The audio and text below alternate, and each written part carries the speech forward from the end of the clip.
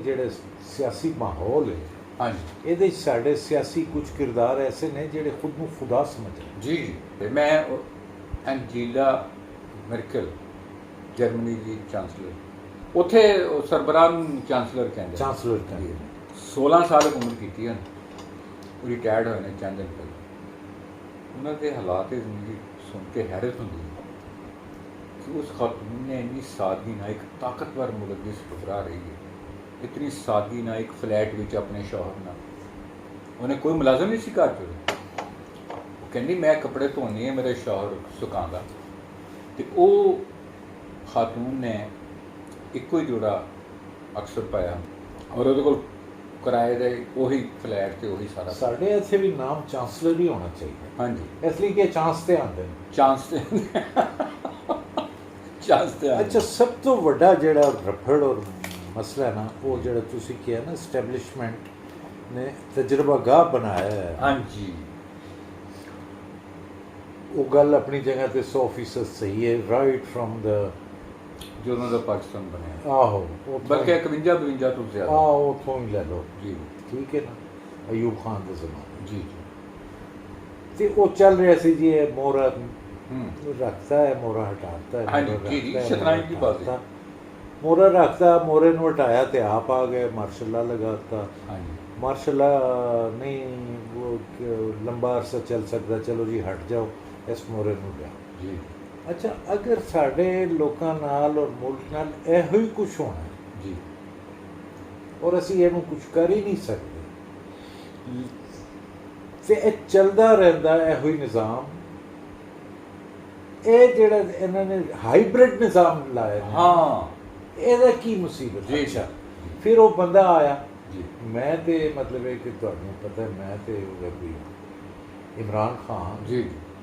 ਕੋਈ ਉਹਦਾ ਹਾਮੀ ਨਹੀਂ ਹੈ जी ਲੇਕਿਨ ਜਦ ਉਹਨੂੰ ਲੈ ਕੇ ਹੀ ਆ ਗਏ ਹੋ ਤੁਸੀਂ हाँ ਔਰ ਉਹਨੂੰ ਤੁਸੀਂ ਹਟਾਉਣਾ ਸੀ हाँ ਤੇ ਆਪ ਕਿਉਂ ਨੱਸ ਗਏ ਤੁਸੀਂ जी जी ਬਈ ਤੁਸੀਂ ਫਿਰ ਉਹ ਮੁਲਕ ਨੂੰ ਕਿਸੇ ਪਾਸੇ ਤੇ ਲਾਓ ਨਾ ਤੁਸੀਂ ਵਿੱਚ ਹੀ ਜਨਾਬ ਉਹ ਜਿਹੜੀ ਇਹ ਤੇ ਉਹ ਹਾਂਡੀ हाँ ਉਹ ਖਰਾਬ ਖਰੂਬ ਕਰਕੇ ਤੇ ਇੱਕ ਤਰਫ ਪੈ ਗਿਆ ਜੀ ਅਸੀਂ ਹੁਣ ਨਿਊਟਰਲ ਹੋ ਗਏ हाँ ਤੁਸੀਂ ਆਪਣਾ ਲੈ ਕੇ ਕਿਸੇ ਆਏ ਹੋ। ਵਾਈਂਡ ਅਪ ਕਰਕੇ ਜਾਓ जी जी ਅਜੀਬ ਤੇ ਮੁਲਕ ਦੇ ਲੋਕ ਜਿਹੜੇ ਨੇ ਨਾ ਕੀ ਬੰਦਾ ਕਰੇ ਬਸ मैंने कोई समझ तो नहीं आ रहा कोई समझ नहीं आ रही ਉਹ ਤੁਸੀਂ ਸੁਣਦੇ ਹੋ ਕਦੀ ਕਦੀ ਉਹਨੂੰ ਹਫੀਜ਼ੁੱਲਾ ਨਿਆਜ਼ੀ हाँ जी ਉਹਨੂੰ ਸੁਣਿਆ ਕਰੋ हाँ जी हाँ जी वो बहुत ਉਹ दर्द ਇਹੋ दिल ਹੀ का- ਚੀਕਾਂ ਮਾਰਦਾ हाँ जी ਕਿ ਇਹ ਤੁਸੀਂ ਕਿਉਂ ਦੂਜਾ ਬੰਗਲਾਦੇਸ਼ ਦੇ ਪਾਸੇ ਟੁਰੇ ਹੋ जी जी